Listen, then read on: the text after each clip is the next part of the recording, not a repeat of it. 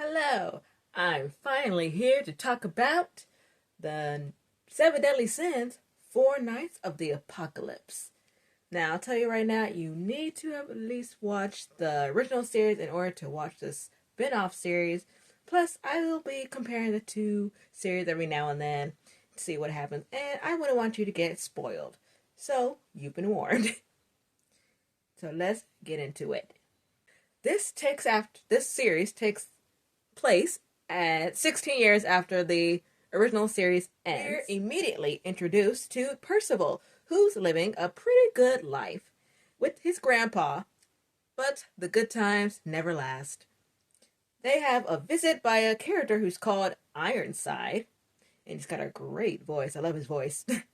He ends up killing them both, or at least that's what he thought he did. Percival ends up surviving, and after watching more episodes, you realize how exactly he survived. Percival sets on his new journey, but first, why was Percival targeted in the first place? He is one of the four knights of the apocalypse. They are children that were chosen to be saviors of the world. They're part of the prophecy.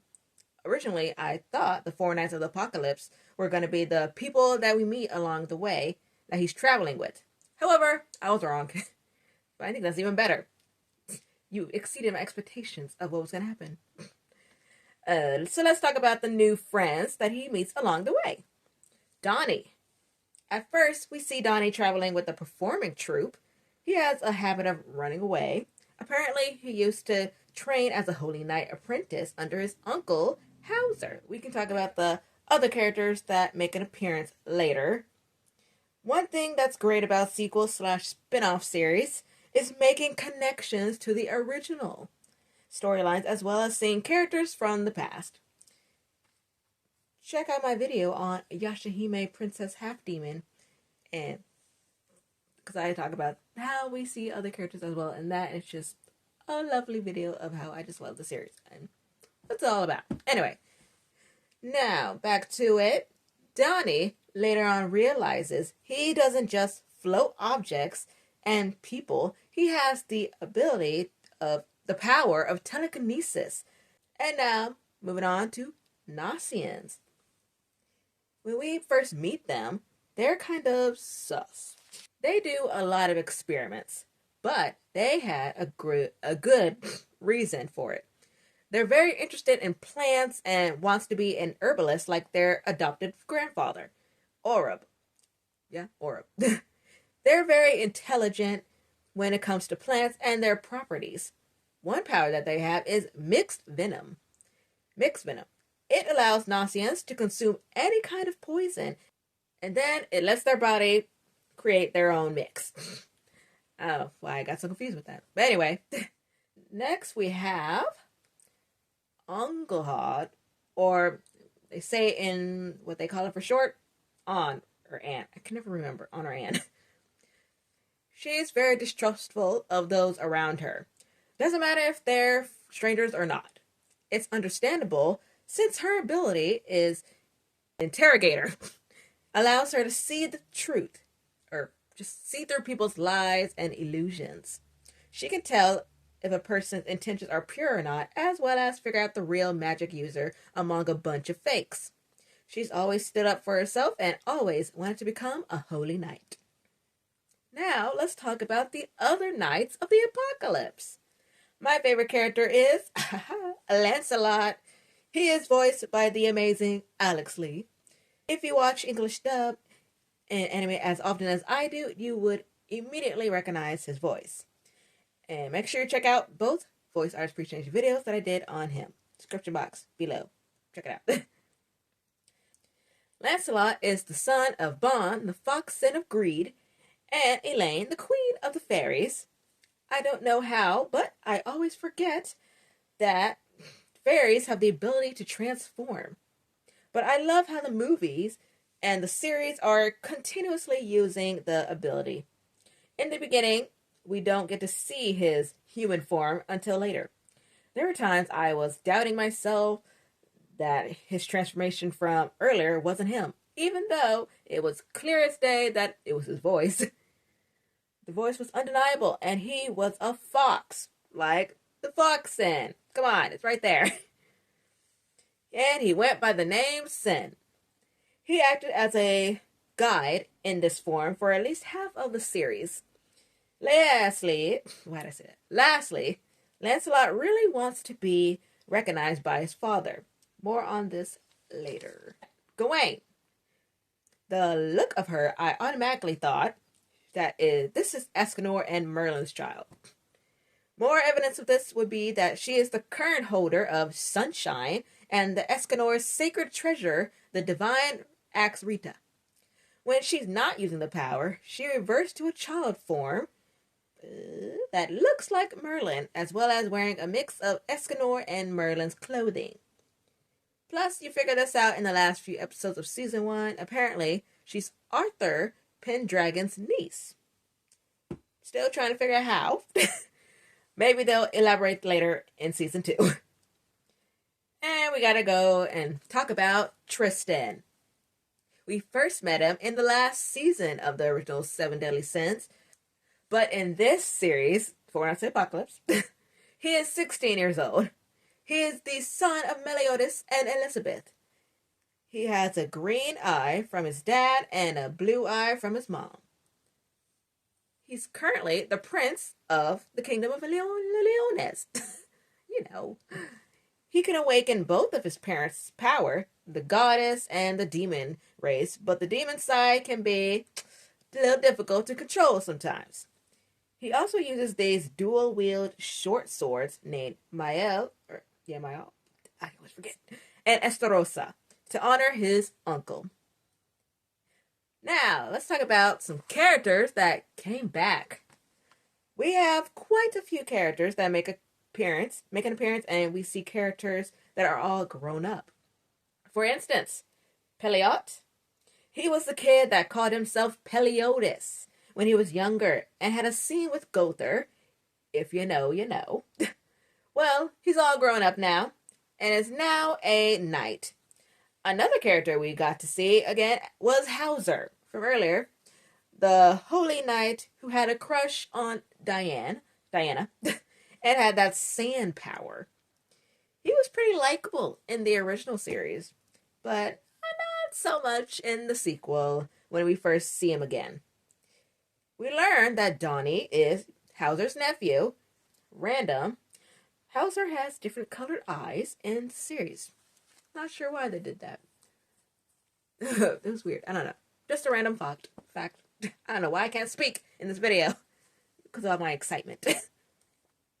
Let's move on to Gila. She was, and still, is a holy knight.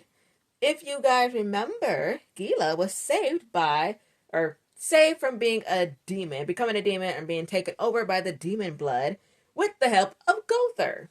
Now, she's able to control this new demon power. This twist legitimately made sense. And who is she using this new power against? Jericho! Originally, it was Erica Lindbeck who voiced her. In this new series, Jericho is voiced by Morgan Loire, or Morgan Garrett. I'm not sure why there was a change. I can only assume it was because her new look. By the way, she looks amazing. I love this new look. My woman crush right there. I don't know why. It's so good. Anyway, and plus she's developed her ice powers even more. And a little summary about Gila and Jericho's relationship. They both work together as holy knights and both gain more power by drinking demon blood. Down the line, Jericho felt betrayed when she was helping out the Seven Deadly Sins. Eventually, fast forward, they make up and they're friends. But now, back to the present. Why are they fighting in the first place? That is the question. And now moving on to Jericho's motivation. Jericho is working for the enemy, King Arthur. He promised her a world where she could be with the one she loves. No, it's not Bond, at least anymore, because that used to be the case. But no, it's her son, Lancelot. I was thinking in my head, like, what could possibly be the reason why she's on the enemy side. Like, maybe it's because of love, but maybe because I can't be the one. I was joking. I didn't think it'd be real. I didn't think it would happen. But it did. Jericho watched him grow up and was basically a personal knight for Bon and Elaine. She helped Lancelot out of a situation, and that was a situation of when Lancelot was trying to prove something to his dad, that he could be on his own or something like that, But anyway, I am just so curious of how we're gonna go back to that situation. I mean, once again, I do love the voice. I love her new voice. It really fits, actually. And the whole confession scene, I had to watch it again. Wow, just wow. I mean, Lancelot could be very flattered. Should be flattered. But it's just a whole situation. I don't know how it's gonna go. But I am very curious of what's gonna happen. So, anyway, I'm gonna end that there because I am so excited for season 2. And the season 2 is just really tripping me out. I didn't know when it was coming out because I kept seeing of how episodes were out, but it was Japan. It was only broadcast in Japan that I don't know why it showed me that. If I'm not in Japan right now, I have to wait for the official Netflix release. And luckily, it's already here. I'm here. It's here, or it's about to be here. The official date is January 30th, 2025, and it's literally not that far. I'm so happy. I've also recorded a reaction to the opening of season 2 of Four Nights of Apocalypse. That's going to be out as soon as I'm done posting this video. And you might see me a little upset of how when is season 2 will come out, or it's a whole thing. But we're over it now because it's coming. It's going to be here before I know it. So, my 7 Deadly Sins fans, hope you enjoyed this video. Or if you're new to the 7 Deadly Sins franchise, I hope that you would give it a shot, at least. Yes, there's a lot of fan service, but the story is so good and just so engaging. And people that talk about the animation, I honestly don't think it's all that horrible. Especially if you don't want to read the manga and you just want to see it play out. It's whatever. But this new series, honestly, I don't think you can say it's no bad animation at all. I don't see it. The original character designs are just, that's what I loved about 7 Deadly Sins, are just how it's back. It's back. I just love seeing it again and just hearing everybody's voices, and even they're new. Once again, hope you enjoyed this video. Comment down below, tell me your thoughts. Are you gonna watch it? Have you watched season 1 yet? You better do it. You should. I'm telling you, it's good. If you're a 7 Deadly Sins bona fide fan, whatever, you will love this sequel. Come on. And let me see. Like, comment, subscribe, hit the notification bell so you don't miss any of my videos in the future. I'm Michaela. I will see you later.